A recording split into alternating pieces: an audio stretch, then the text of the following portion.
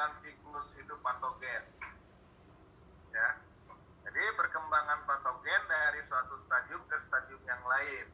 Ya, siklus ini dibedakan menjadi stadium patogenesis itu di mana patogen berhubungan dengan jaringan hidup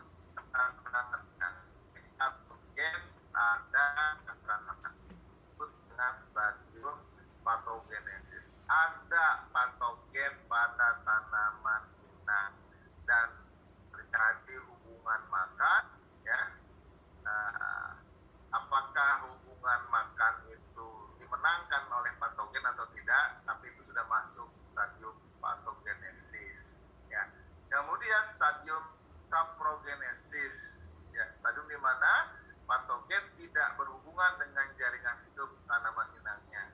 Jadi patogen ini berada pada keadaan istirahat, ya, keadaan istirahat, tidak dalam keadaan patogenesis, di mana tanaman inang kita ya, dan kemudian patogen juga ada, tapi pada tempat yang berbeda, ya. Jadi tidak berhubungan dengan jaringan hidup tanaman inang, ya.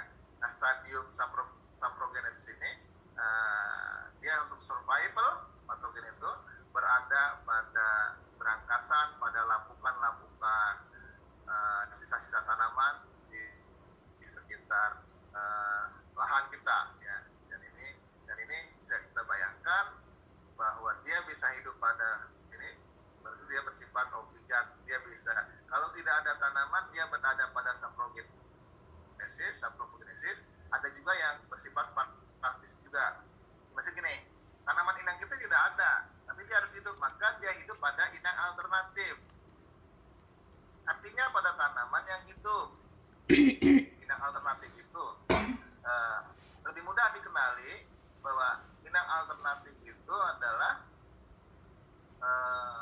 tanaman-tanaman yang bisa menjadi alternatif bagi dia tempatnya hidup. Itu yang disebut dengan inang alternatif. Bisa saja tanaman itu berasal dari satu famili yang sama, ya. Jadi dari satu famili yang sama yang bisa menularkan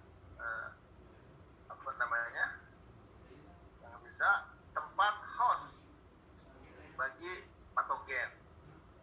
Contoh misalnya, kalau kita tanaman jagung, ya, kita punya tanaman jagung kita itu sudah kita panen, berangkasannya sudah dibuang, tapi di sekitar tanaman jagung kita ada tanaman jali-jali keluar dari jagung itu masa itu, ya. Jadi dia hidup di situ, makanya disebut dengan inang alternatif. Tanaman-tanaman legum, tanaman-tanaman dari famili, ya, semua famili, ya, dari leguminosae, dari tanaman gramine, ya, dari cucurbitaceae, dari tanaman cruciferaceae, ya. Itu bisa famili-famili. Suara saya masih kedengaran? Masih, Pak. Masih, Pak. Ya. Nah, dengan dasar ini pula, ya saudara, kita tidak boleh secara agronomi, ya, tidak boleh secara agronomi itu menanam dalam satu lahan pola tumpang sari atau mix cropping. Itu tidak boleh tanaman satu famili, ya.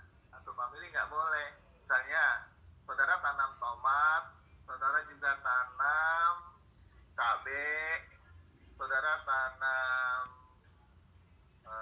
terong. Jadi saudara tanam terong ditumpang sarikan dengan tanaman tomat, itu nggak boleh, ya, nggak boleh.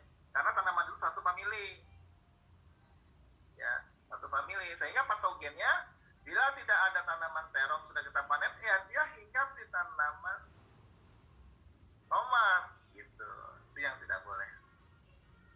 Oke, itu siklus yang dapat kita bedakan. Makanya salah satu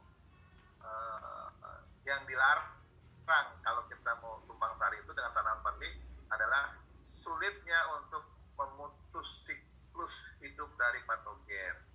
Kenapa? Karena selalu tersedia tanaman inang lain di sekitar itu, ya.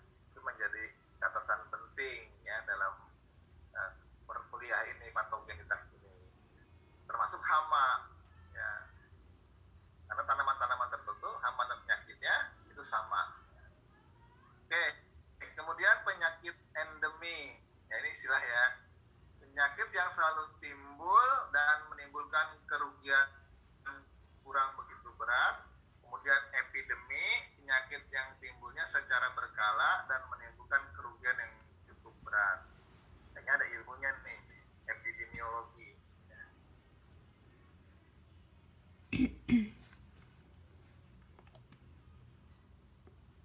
Oke.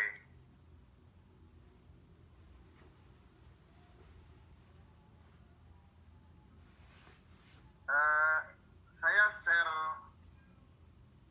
ini lagi ya. Itu kan saudara sudah punya PPT-nya. Saya kirim lagi PPT